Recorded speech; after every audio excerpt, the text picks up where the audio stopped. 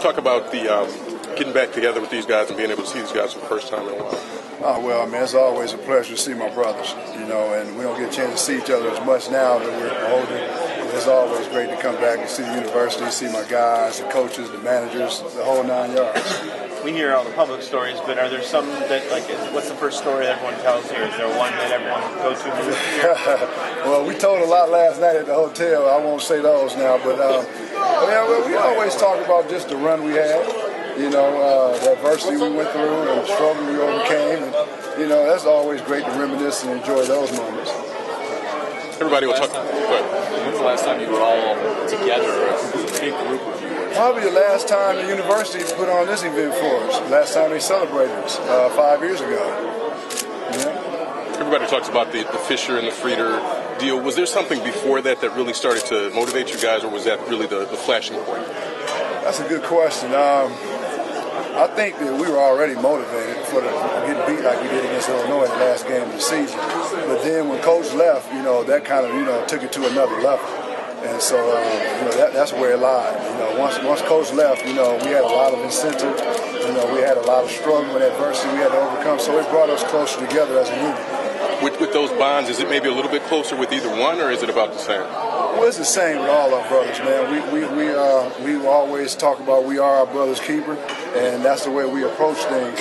Sure, there are relationships where you have maybe a close relationship with one or two guys on the team, but because of the year, upperclassmen, they came in together, the freshmen came in together, so they stick together. But as a team, we all had love for each other. What about Frieder and Fisher?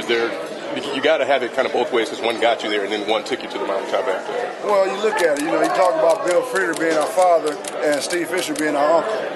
That's basically the scenario it was, because, Steve was always in practice, and he was voiceful. Coach Frieder recruited us all. And so, that was, something that, you have to give credit to. None of us would have been here if it wasn't for Bill Frieder. And Steve Fisher, being the X and O guy that he is, he put it all together for us during the tournament. Sean, you guys watch the Final Four every year and go through all that stuff. Do you think this team is appreciated in history the way it should be nationally? I think it's getting there.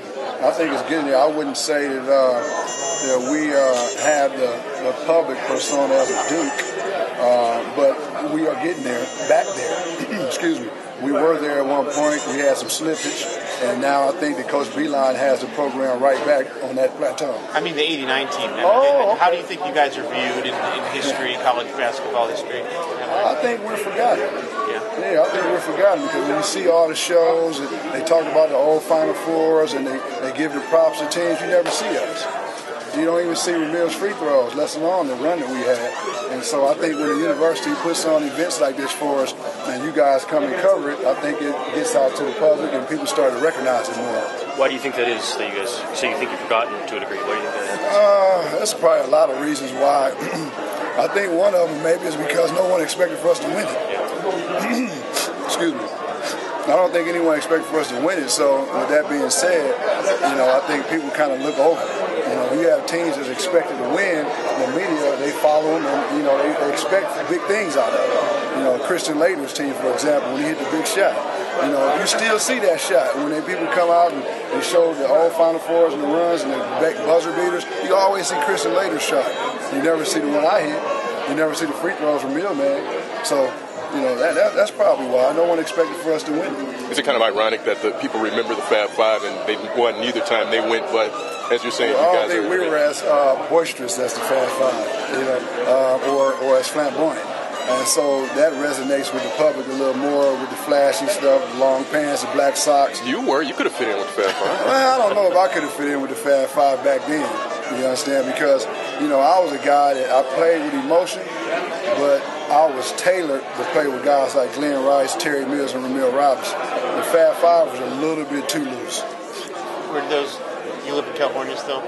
Well, I live in Las Vegas. Las Vegas, okay. Do people come up to you regularly and bring this championship up, or do people remember? Yeah, some people do. The basketball junkies, they remember it. Your average fan, no. How much do you follow these guys currently? Last year, certainly the run to the championship. All the time. I've been watching this team since Beilein's been here. Well, even with Tommy Amaker. I'm a Michigan man, so I'm always watching the team, regardless of who's the coach and how well they're doing.